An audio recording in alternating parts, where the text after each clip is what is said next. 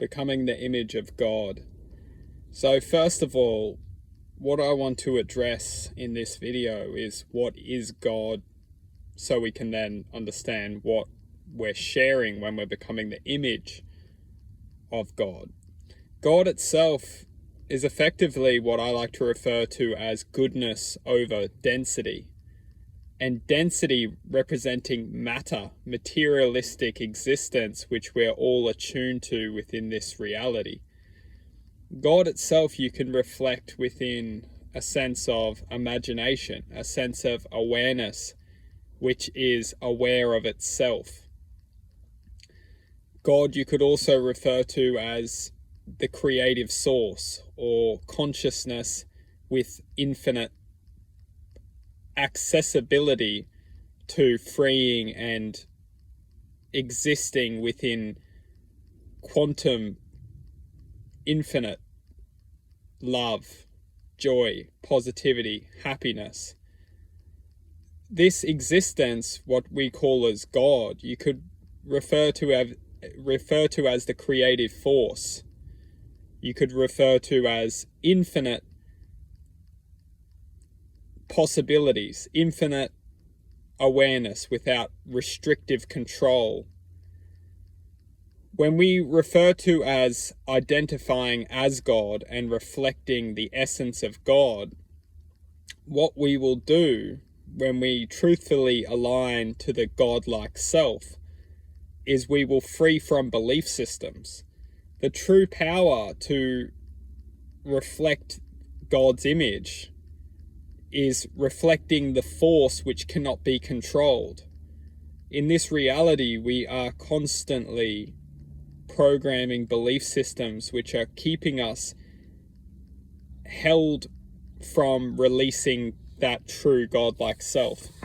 And what's amazing, and this cannot be what is truthfully amazing, is that this existence has infinite possibility. And the reason being is because when we stop looking outside of ourselves and stop looking outside of ourselves what's possible, and we start identifying within ourselves, we start focusing our awareness within ourselves, we realize that everything is possible.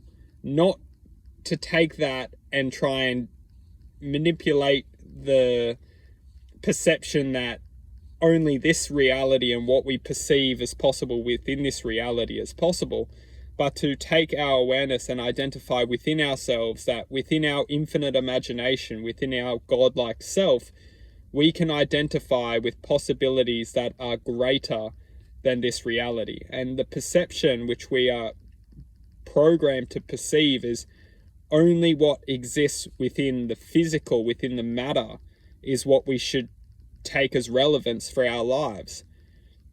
And in saying this, we need to be constructive within this reality. We need to survive and live within this reality. However, this reality governs that God self, because if we only take serious what controls and governs this reality, which is effectively matter and materialistic existence, then we will be formulated within a box of potential which is designed to feed us thought and only take the thought relevant for what is effective within this reality. Now, what I'm truthfully saying is that God self, that godlike self, once we reflect with the inner self and the power of the self within, which is effectively internal happiness and gratitude, once we start to be thankful to be able to connect with that inner self, we start to reflect that with everything we come in contact with within this reality. And the true power of that is that it frees us from the perception, the thought, the programming of a limited existence based on materialistic objective. And the true thing is that if we just chase what the materialistic objective, which many of us are programmed to, because it's relevant, we're living in this reality, it's relevant, we need to acquire a sense of, well, we're taught to acquire a sense of comfort, to be logical, and to take the easy, or not necessarily the easy, but the most safe route to achieve this objective. But when we reach that objective, we're left feeling incomplete, unhappy, demotivated, angry, frustrated, selfish, and we neglect that whole connection to that inner self. And the inner self is effectively suffering.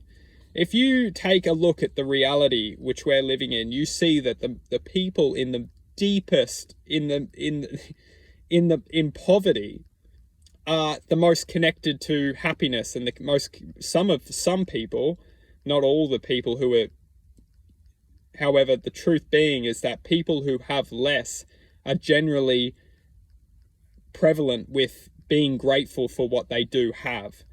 And for some reason, especially within the Western world, we're so caught up with what we don't have, and then which is constantly entangling us within the thought of what we need to achieve to get this sense of happiness or, completion within our lives. And one thing's for sure is that the self has potential once we look within ourselves and find the potential within ourselves.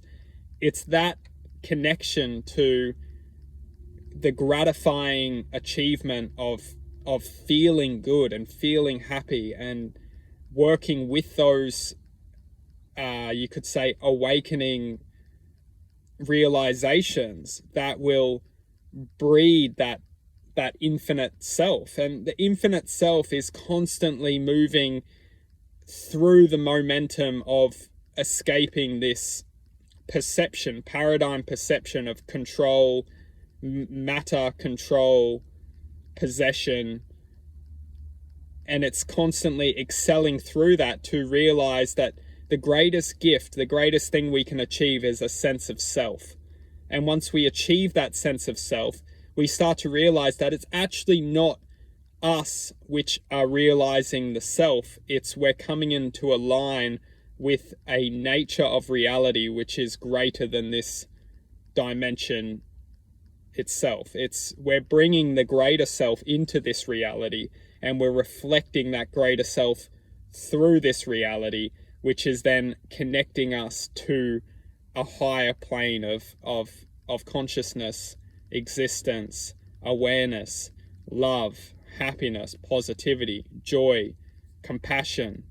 And once we start to align with and focus on the inner self and what's best for us within ourselves, what's best for our progression within finding that inner self, developing that inner self, loving that inner self, accepting that inner self, promoting that inner self, we start to see that our whole life is changing around us, because we no longer succumb to the thought, the paradigm of matter.